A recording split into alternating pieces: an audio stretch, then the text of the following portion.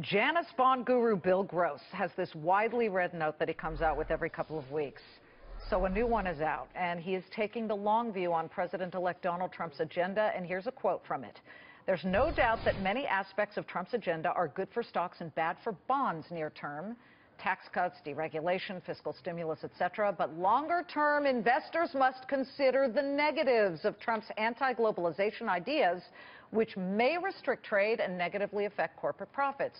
On TV, he concludes, orange is the new black, yet in the markets, red in some cases may be the new green when applied to future investment returns. Be careful.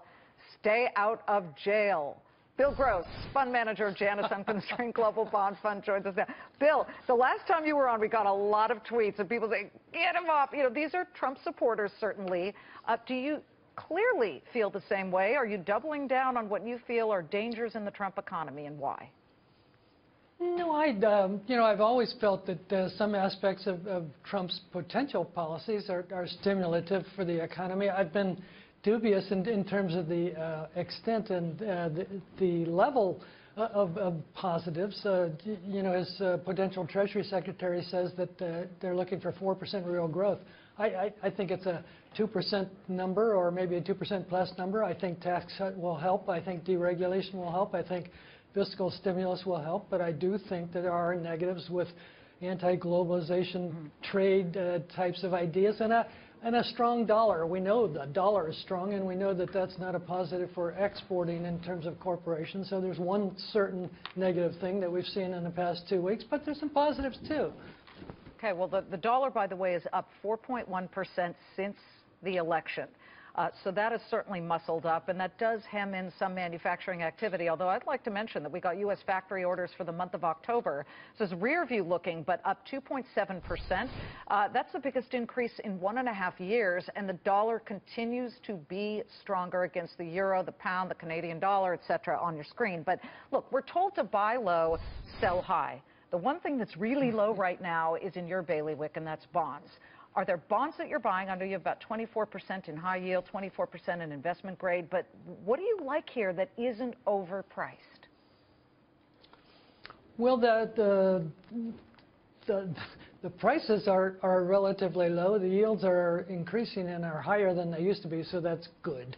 You know, the question becomes on a 10-year Treasury, for instance, what's the appropriate level of a 10-year Treasury now at 2.4% if the Fed starts to raise interest rates, which they will next week. We're at 2.39% right now. Right, and continues to raise Fed funds next year because of a stronger economy and rising inflation. I think the 10-year is appropriately priced at the moment. It's on a technical ledge, on a long-term yield downtrend, and 240 is that level. So, I think it stabilizes for a while, but beware in terms of the bond market, that red might be the new green, and red, of course, is a negative sign as opposed to a positive one. Stocks, which depend on growth and earnings and the repatriation of money from overseas, that'll add perhaps $200 or $300 billion worth of support to the stock market next year.